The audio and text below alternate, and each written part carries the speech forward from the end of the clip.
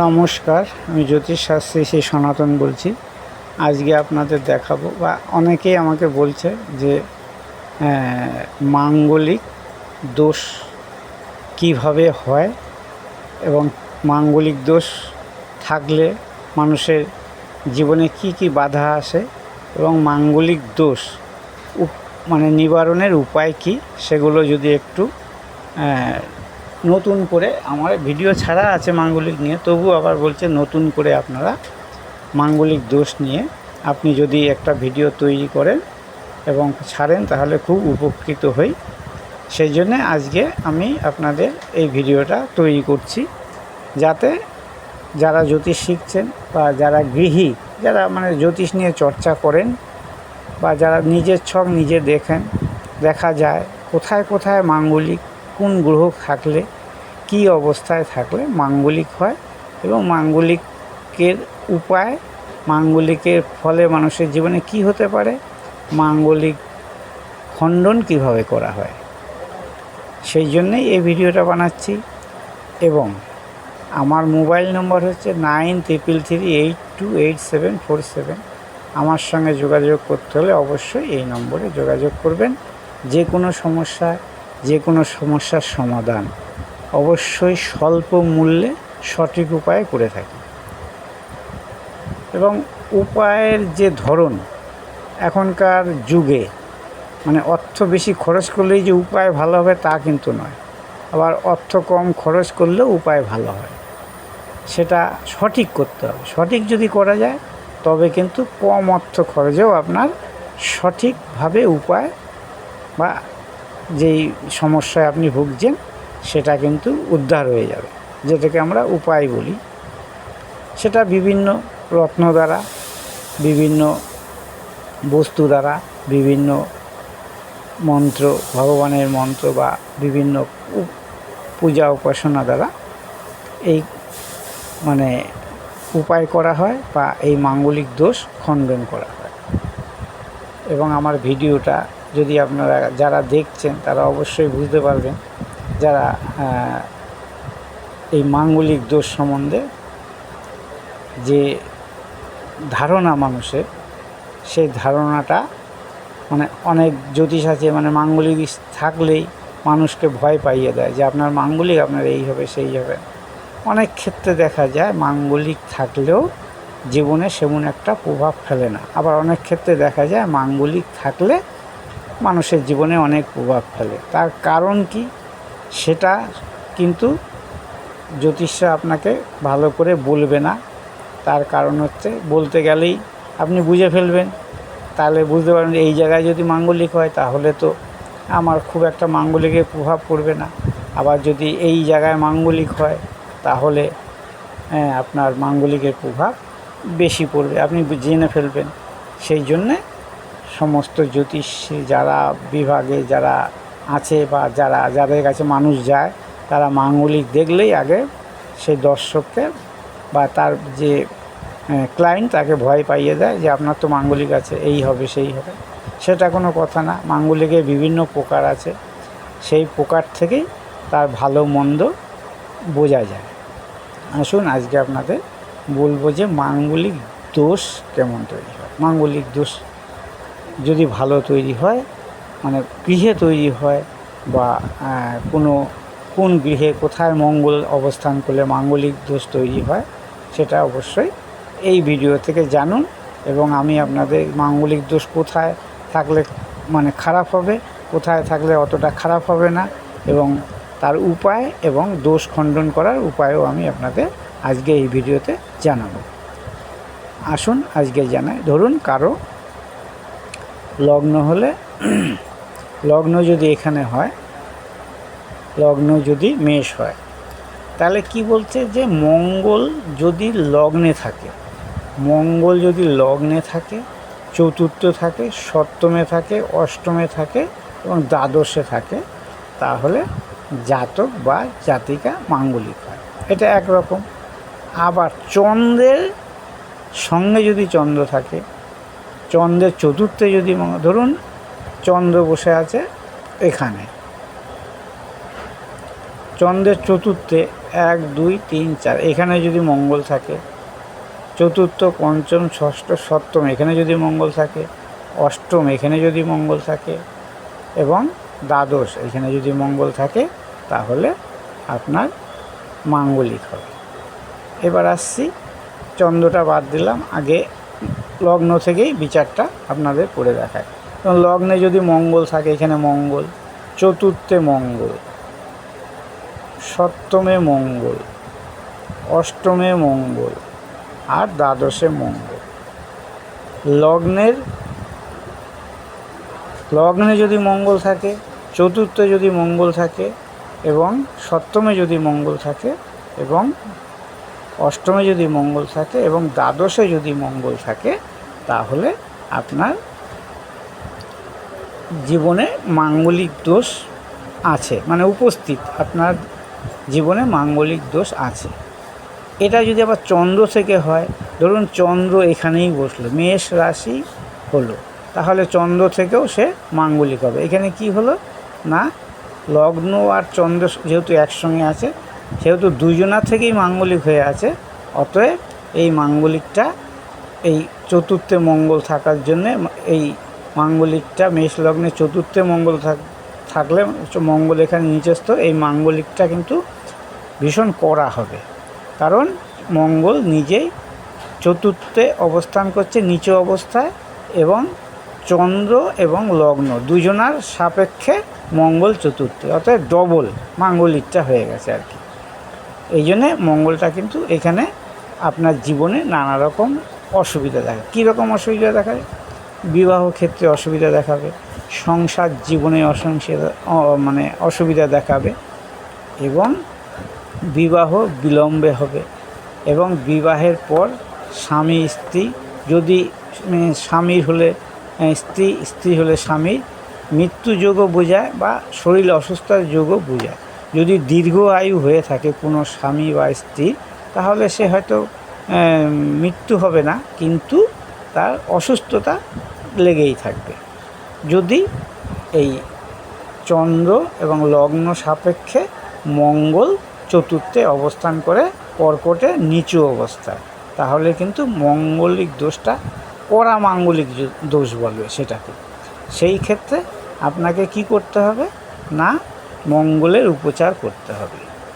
আবার হচ্ছে সপ্তমে মঙ্গল আছে, সপ্তমে মঙ্গল কোথায় আছে না, এইখানে আপনার আছে তুলাতে মঙ্গল শুক্রের ঘরে মঙ্গল ভালো অবস্থান থাকে না, এবং লগ্ন সাপেক্ষে এবং চন্দ্র সাপেক্ষে মঙ্গল কিন্তু সপ্তমে এইখানে ডবল মাঙ্গলিক হয়েছে।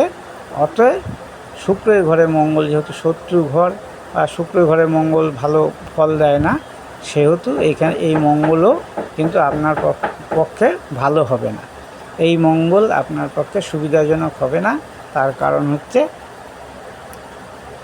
এই মঙ্গল যেহেতু শুক্রের ঘরে অবস্থান করছে এবং ডবল মাঙ্গলিক হয়ে আছে, মাঙ্গলিকটা করাই হবে, তার জন্য বিবাহ বিলম্বে এবং বৈবাহিক জীবন কিন্তু শান্তি থাকবে না। এটা একদম লিখে নিতে পারেন, বৈবাহিক জীবনে শান্তি আসবে না এবং নানা রকম অশান্তিময় যোগ, বিবাহ তো বিলম্বে হবেই, এবং স্বামী স্ত্রী প্রচণ্ড ঝগড়া বিবাদ লেগেই থাকবে। এই হচ্ছে কড়া মাঙ্গলিক। এবার মঙ্গল আছে অষ্টমে মঙ্গল নিজের ঘরে, তাহলে এই মাঙ্গলিকটা কিন্তু অতটা কড়া হবে না। হয়তো সব কিছু হবে, কিন্তু মাঙ্গলিকটা যতটা কড়া হওয়া দরকার, কড়া যতটা আপনার সাংসারিক অশান্তি বা রোগ ভোগ মৃত্যু যোগ, এটা কিন্তু অতটা কড়া হবে না। কারণ মঙ্গল এখানে নিজের ঘরেই আছে, নিজের ঘরে থাকলে নিশ্চয়ই সেই জিনিসটা অতটা কড়া হবে না।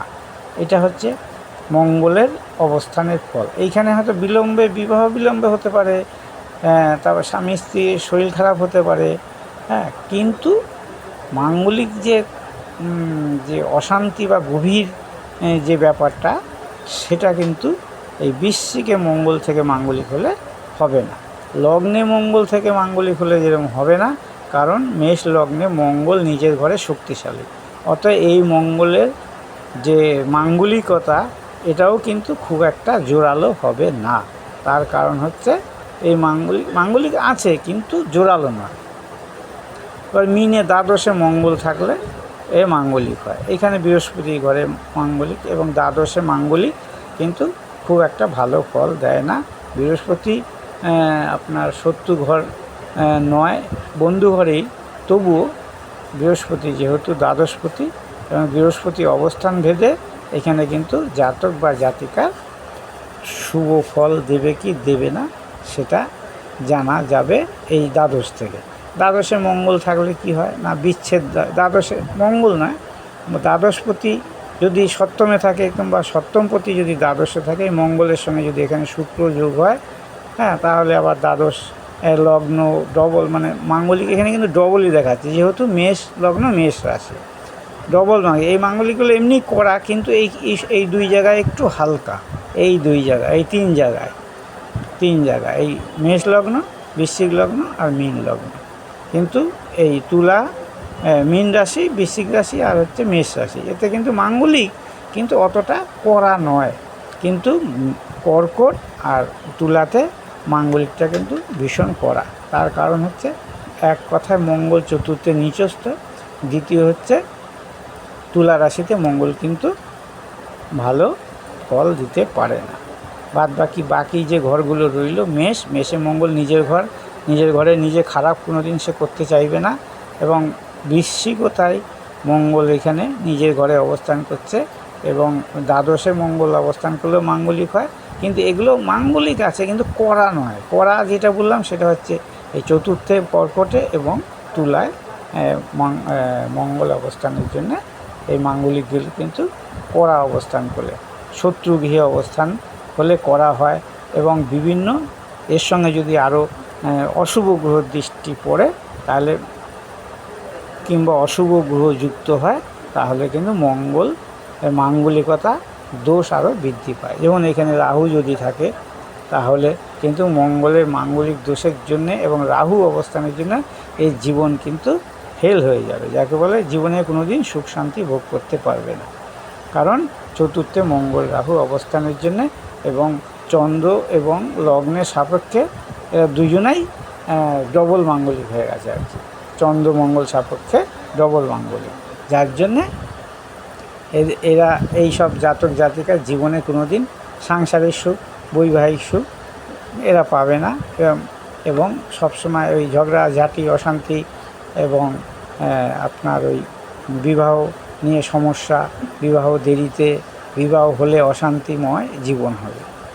এই হচ্ছে মাঙ্গলিকের কারণ।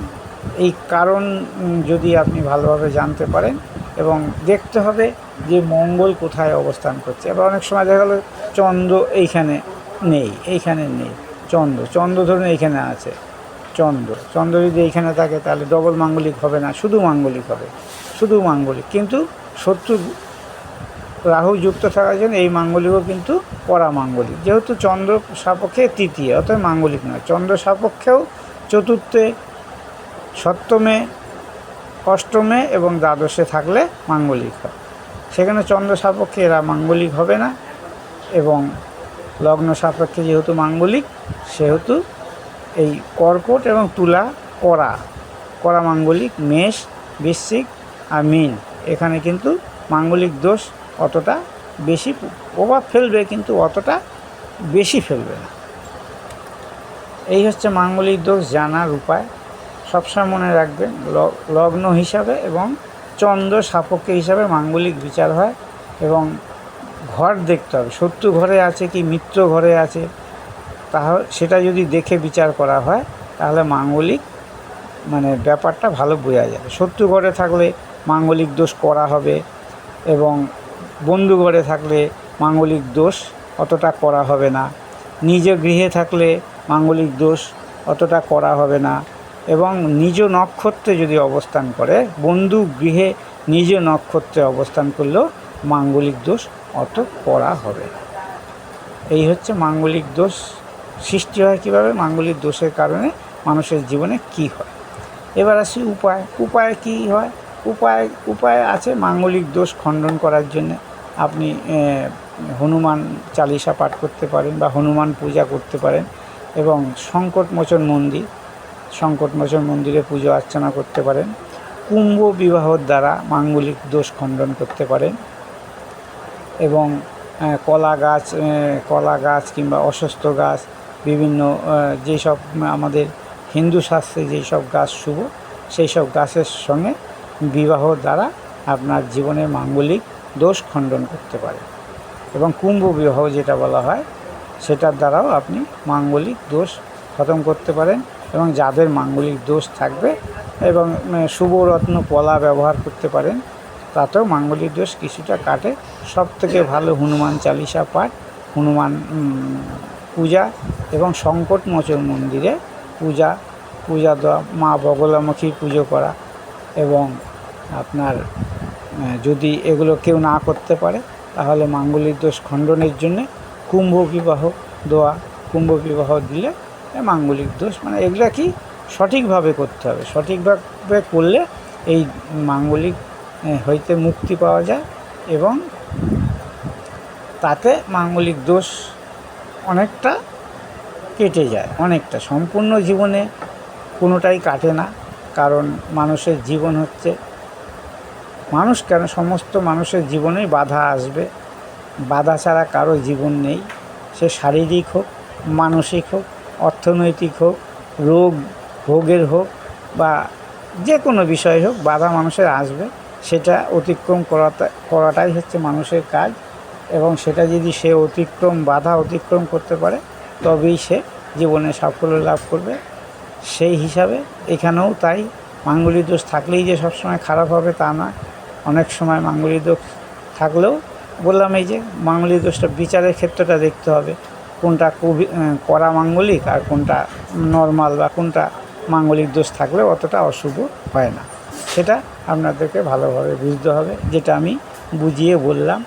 এবং মাঙ্গলিক দোষ কাটিয়ে নিলেও কি আপনার জীবনে যে সমস্যা আছে সেগুলো হয়তো একটু কম হবে, কিন্তু মাঙ্গলিক দোষ থাকলে যেই সমস্যা, সেটা কিন্তু হবেই হবে। সেটা কম হবে মাঙ্গলিক দোষটা কাটালে। যেমন ধরুন কারো বিয়ে হচ্ছে না মাঙ্গলিক দোষের জন্যে, সেখানে যদি মাঙ্গলিক দোষটা কাটানো যায়, তাহলে বিবাহটা হয়তো হয়ে যাবে। এবং যেখানে স্বামী স্ত্রীর ভেতরে অশান্তি, সে মাঙ্গলিক দোষটা কাটালে অশান্তিটা হয়তো কম হবে, কিন্তু হবে। আবার ধরুন কারো যদি শরীর খারাপ বা মৃত্যুযোগ থাকে, মৃত্যুযোগ থাকলে মৃত্যু হবেই, কিন্তু মৃত্যুযোগ যদি না থাকে, তাহলে মাঙ্গলিক দোষের জন্য মানুষের শরীর অসুস্থতা হতে পারে। সেটা স্বামীর ক্ষেত্রে স্ত্রীর ক্ষেত্রে স্বামীর। আজকে এই পর্যন্তই। আমার এই ভিডিওটা যদি ভালো লাগে, অবশ্যই লাইক, শেয়ার, কমেন্ট করবেন এবং সাবস্ক্রাইব অবশ্যই করবেন, কারণ নতুন নতুন ভিডিও আপনাদের কাছে যাতে দ্রুত পৌঁছে যায় এবং আপনারা যাতে জানতে পারেন মাঙ্গলিক দোষ সম্বন্ধে বা অন্য যে কোনো দোষ, যে জ্যোতিষে আপনাদের ভয় দেখাচ্ছে, এই হলে এই হবে, এই হলে সে হবে, সেটা যাতে আপনাদের জীবনে না হয়, আপনারা যাতে বুঝতে পারেন, সেই জন্যই এই ভিডিও বানানো। আমার ভিডিওটা যদি ভালো লাগে, অবশ্যই সাবস্ক্রাইব করবেন। আজকে এই পর্যন্তই। নমস্কার।